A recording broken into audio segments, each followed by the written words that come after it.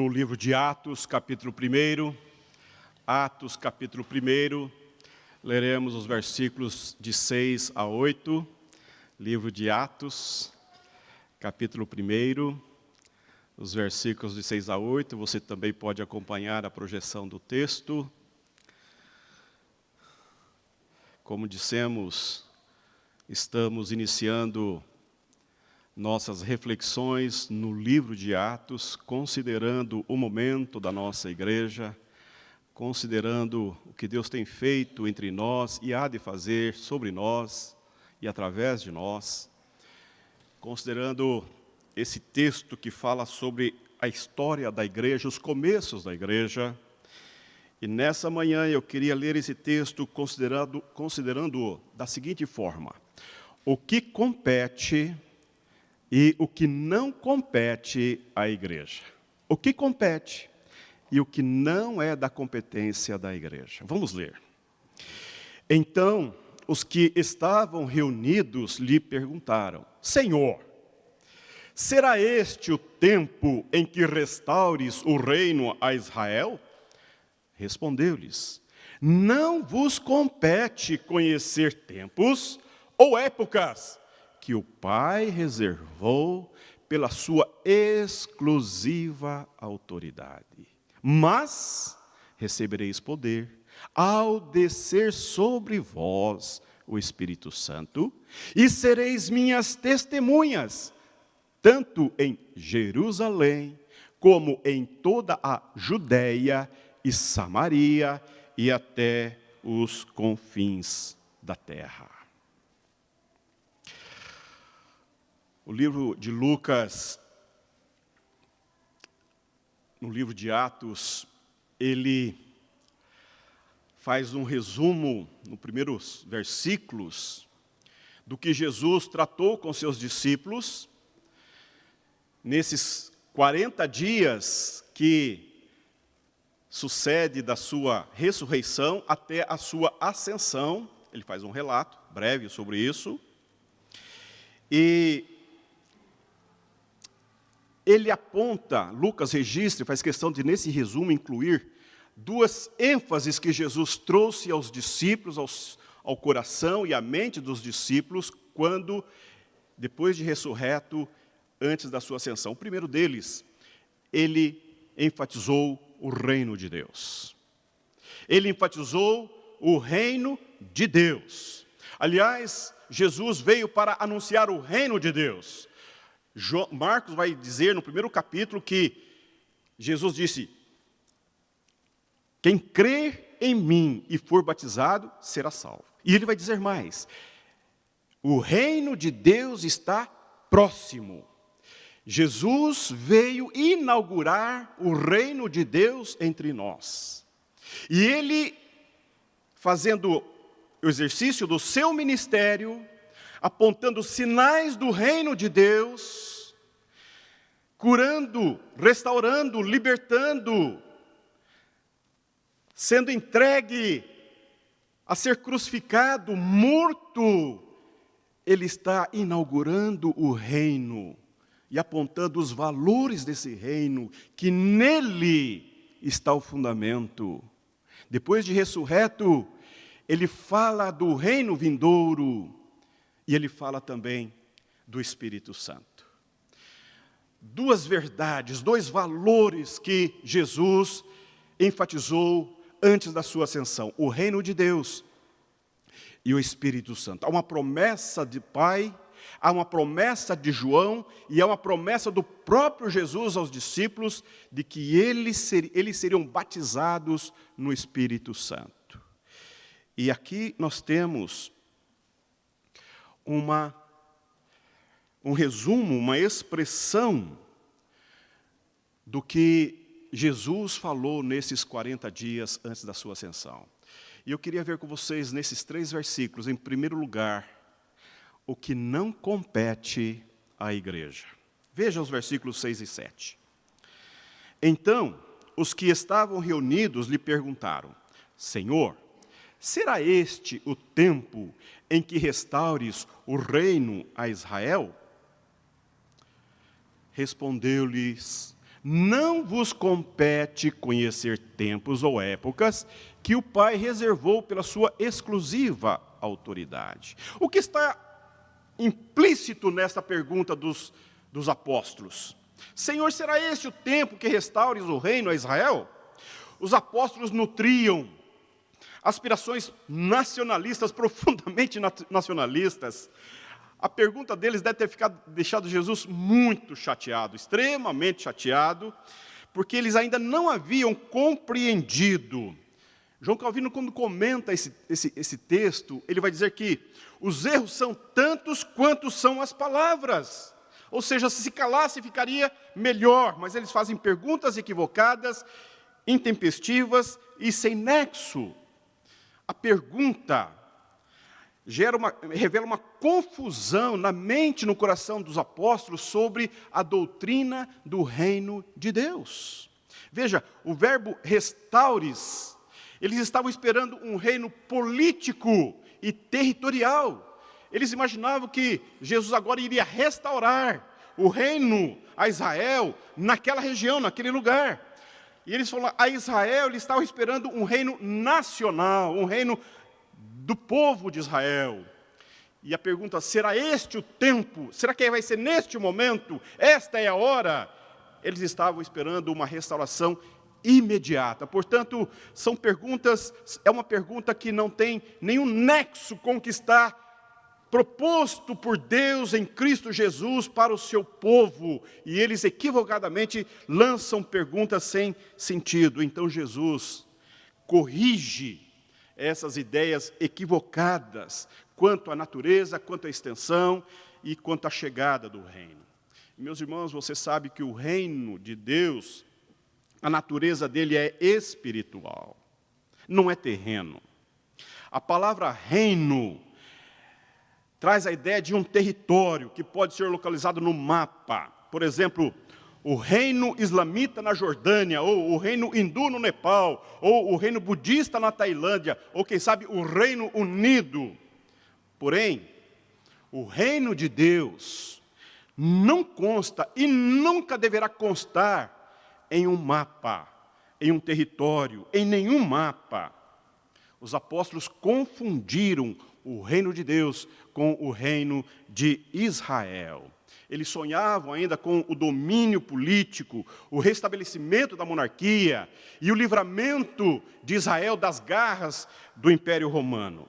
No versículo 7, Jesus vai responder, não vos compete conhecer tempos ou épocas que o Pai reservou pela sua exclusiva autoridade. O reino de Deus está em todo o planeta, composto de pessoas de todas as raças, tribos, povos e nações.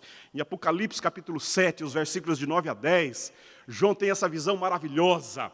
Depois dessas coisas vi, e eis grande multidão que ninguém podia enumerar, de todas as nações, tribos, povos e línguas, em pé, diante do trono e diante do Cordeiro, vestidos de vestiduras brancas, com palmas nas mãos, e clamavam com grande voz, dizendo, ao nosso Deus que se assenta no trono e ao Cordeiro pertence a salvação. O reino de Deus, inaugurado em Cristo Jesus. Agora Jesus está dizendo para eles que eles vão proclamar esse reino. E esse reino é eterno, eterno, sobre toda a face da terra. Esse reino há de alcançar o povo de Deus. Em segundo lugar, o reino de Deus é gradual na sua expansão. A pergunta dos apóstolos incluía uma referência específica com relação ao tempo. Será este o tempo que restaures o reino a Israel? É agora que o Senhor vai devolver o reino de Deus ao povo de Israel? Os apóstolos refletem nessa pergunta uma expectativa de muitas pessoas. Essa expectativa havia sido frustrada com o evento da cruz, da sua crucificação e morte, mas com a ressurreição de Jesus, o coração dos discípulos, a sua mente reacendeu essa expectativa quanto a esta esperança de ver o reino de Israel restabelecido como reino político. E Jesus vai responder, não vos compete conhecer tempos ou épocas que o Pai reservou.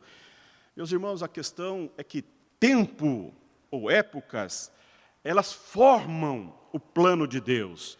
Os tempos ou momentos críticos de sua história e as épocas do seu desenvolvimento, todas elas estão nas mãos, no controle, na governança e no domínio de Deus. Ninguém tem controle e compreensão dos desígnios de Deus quanto às suas ações eternas sobre o seu povo e sobre as nações. E a pergunta dos apóstolos demonstra uma curiosidade e também uma impaciência. Impaciência, na verdade, que também existe entre nós, vamos combinar, né? Uma curiosidade e uma impaciência. Porque o próprio Deus Pai, havia determinado os tempos pela sua própria autoridade. E o Filho, Jesus, havia declarado, confessado, que não sabia o dia nem a hora de sua volta. Os apóstolos deveriam abafar a curiosidade e permanecerem na sua total ignorância, não apenas em relação ao cumprimento da profecia, mas também em relação a muitas outras coisas, a muitas outras verdades. E Jesus vai advertir: não vos compete conhecer, não vos compete. Em Mateus 24, 36, veja que Jesus vai dizer: mas a respeito daquele dia e hora, ninguém sabe, nem mesmo os anjos do céu, nem o Filho, senão o Pai. Essa declaração de Jesus deveria ficar muito clara, encalacrada, firmada na mente, no coração de todos os discípulos de Jesus, em todas as eras, em todos os tempos, para que nós não questionemos, entremos em perguntas descabidas como os apóstolos aqui estão falando, porque, meus irmãos, os mistérios a Deus pertencem. O que não nos compete entrar nos mistérios de Deus, isso não nos compete. Não é da nossa competência ficar inquirindo, questionando acerca dos mistérios que Deus reservou pela sua própria exclusividade e poder. É vontade dele ocultar. E não cabe a nós ficar tentando entender o que Deus ocultou. São as coisas reveladas. São as coisas reveladas que nos pertencem. E devemos nos contentar com elas. Veja o que Deus disse pela boca de Moisés. Deuteronômio 29, 29. As coisas encobertas pertencem ao Senhor, nosso Deus. Porém, as reveladas nos pertencem a nós e a nossos filhos para sempre, para que cumpramos todas as palavras desta lei. Estão entendendo? Às vezes nós gastamos energia, gastamos tempo, desprendemos recursos para tentarmos elucubrar, buscar o que está na mente de Deus, o que está no futuro. Isto é uma tontice, disse Jesus aos seus discípulos. Tontice. Uma falta de juízo, de senso. Isto não nos compete. O Pai tem pleno controle do calendário dos acontecimentos mundiais e levará a bom termo o seu destino até o fim. Jesus ensina que os discípulos devem evitar investigações sobre os tempos desconhecidos e as épocas futuras. Não compete a vocês conhecer os tempos e as épocas aos quais o Pai fixou por sua própria autoridade. O problema da igreja de hoje é isso, é muita curiosidade sobre o futuro, muita discussão, muita inquirição sobre a parousia, muita gente curiosa sobre as coisas futuras. Com isso gasta-se tempo precioso e energia desnecessariamente. Surgem os profetas de plantão, surgem os especialistas para dizer o que não está na Bíblia. A igreja perde o rumo da missão. Nesta manhã eu preciso deixar isso muito claro para você. Essa advertência de Jesus: não vos compete saber. O que não nos compete saber? Os mistérios que Deus reservou pela sua exclusiva autoridade. Ele tem autoridade, Ele está encaminhando o futuro, está nas mãos deles o nosso futuro, como povo de Deus, como família da fé, como servos e servas de Cristo. Ele tem o nosso futuro em suas mãos, e Ele encaminhará todas as coisas até a vinda de Cristo. Não nos compete ficarmos aqui questionando, tentando elucubrar. Meus irmãos, fala sério. Nessa manhã eu preciso dizer ao seu coração: aquietai-vos, como diz o Senhor, e sabei que o Senhor é Deus. Aquietai-vos. Nós precisamos exercer a nossa fé. Nós precisamos confiar no exercício da fé, de que aquilo que Deus prometeu, Ele vai cumprir. No tempo dEle, ao modo dEle, na hora dEle, mas Ele vai cumprir. Como Ele já cumpriu tantas promessas na vida do povo, como na sua vida, na minha vida, em nossas vidas, Ele vai cumprir. Não nos compete ficar inquirindo, questionando, perguntando, tentando descobrir coisas que não nos pertencem. Eu gosto muito de uma expressão que eu aprendi com um pastor, professor de teologia. Ele disse: olha, a ignorância é uma bênção. É o que Jesus está dizendo aqui para os discípulos. Ignore.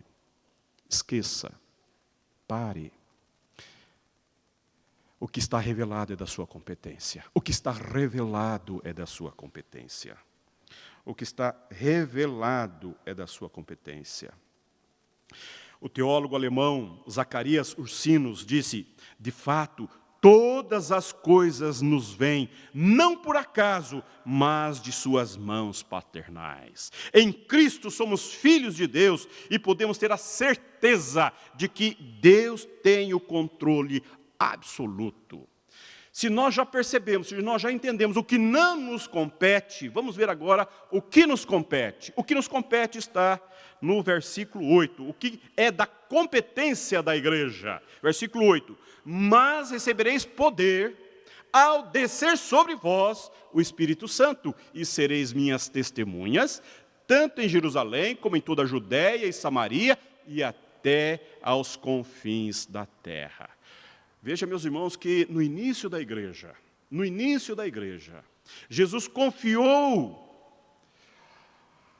a comunicação do Evangelho, Jesus confiou a pregação do Evangelho, o testemunhar do Evangelho, o testemunhar de si, de continuar a proclamar o reino de Deus a pessoas que ainda não tinham compreensão, entendimento para entender os desígnios de Deus.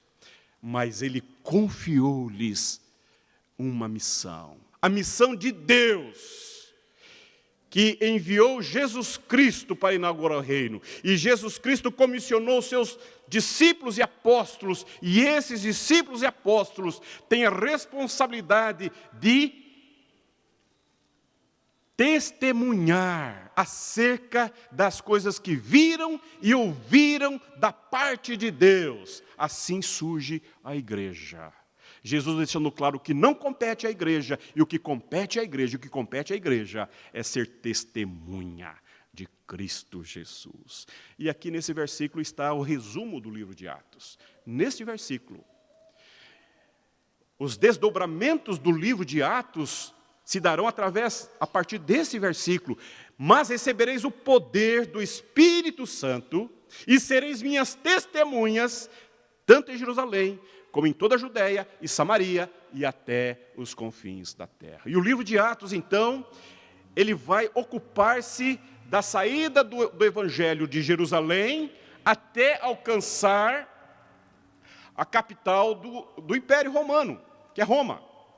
Então, o livro de Atos vai narrar os acontecimentos, os desdobramentos da proclamação do Evangelho de Jerusalém até Roma. Porque Roma há um círculo em que várias estradas ligam em todas as direções, chegando então até os confins da terra.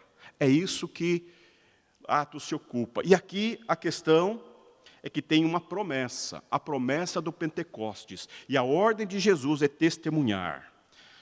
E aqui é um paralelo entre os discípulos e Jesus, quanto ao início do ministério. Porque no batismo de João, o batismo de Jesus por João, desce o Espírito Santo sobre ele e o fortaleceu para se opor ao poder do diabo. Vocês se lembram do batismo de Jesus, quando ele saiu das águas e foi, pelo Espírito Santo, encaminhado para o deserto.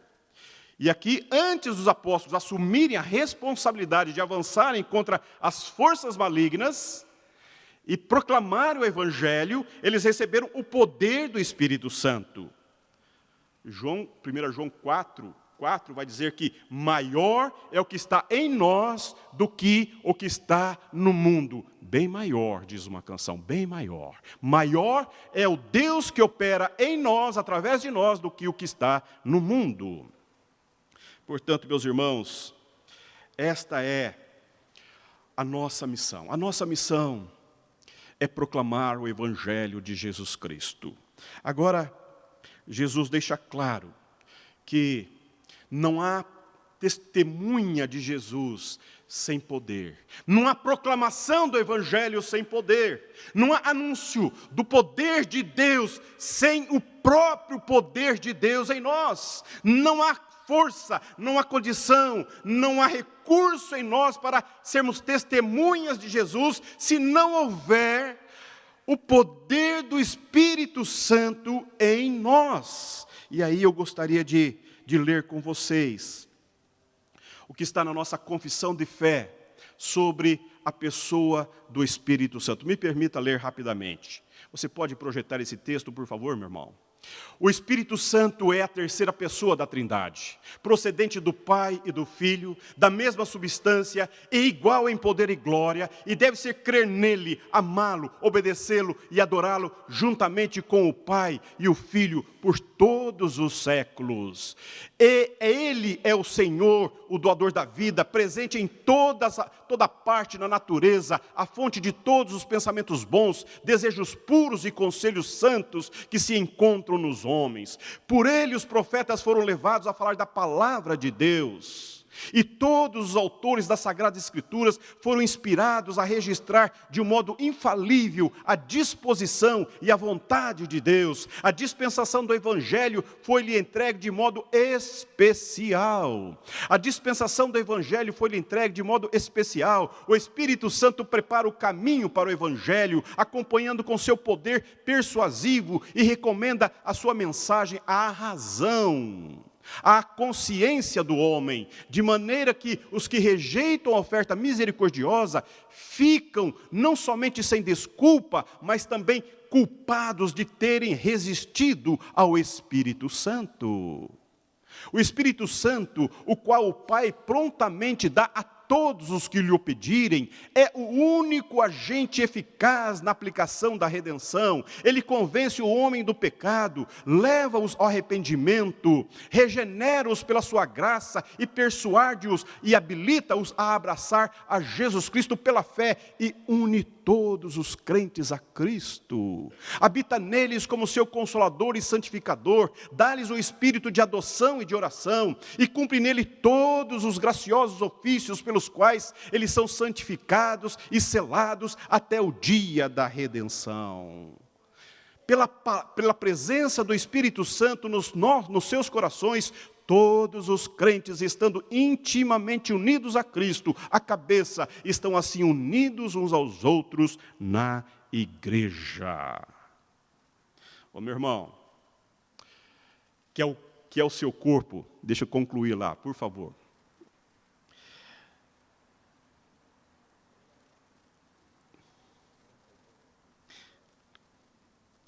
Pela presença do Espírito Santo nos seus corações, todos os crentes estando intimamente unidos a Cristo, a cabeça, estão assim unidos uns aos outros na igreja, que é o seu corpo. Ele chama e unge os ministros para o seu santo ofício, prepara todos os outros oficiais na igreja para o seu trabalho especial e concede vários dons e graças aos demais membros. Ele torna eficazes a palavra e as ordenanças do Evangelho. Por ele, a igreja será preservada e aumentada até cobrir a face da terra, será purificada e, afinal, tornada perfeitamente santa na presença de Deus. Isto é tudo o que o Espírito Santo faz. É a obra do Espírito Santo. É a terceira pessoa da Trindade, gerado do Pai e gerado do Filho. Eu preciso dizer uma coisa para você, meu irmão, nessa manhã. O Espírito Santo não é apenas uma força impessoal, ou um movimento espiritual, que fica produzindo cócegas espirituais, ou entretenimento na vida dos crentes. Não, definitivamente não. Essa ênfase descabida, não bíblica, que fica movimentando a igreja, fazendo coisas estranhas, estranhíssimas, que não está na Bíblia, tira, enfraquece o poder do Espírito Santo na vida da igreja, na vida do povo de Deus e na vida do crente. A Bíblia fala de um Deus eterno, invisível, espiritual, que habita no meio do povo e age no meio do povo, de dentro do povo, dentro de nós, ele atua.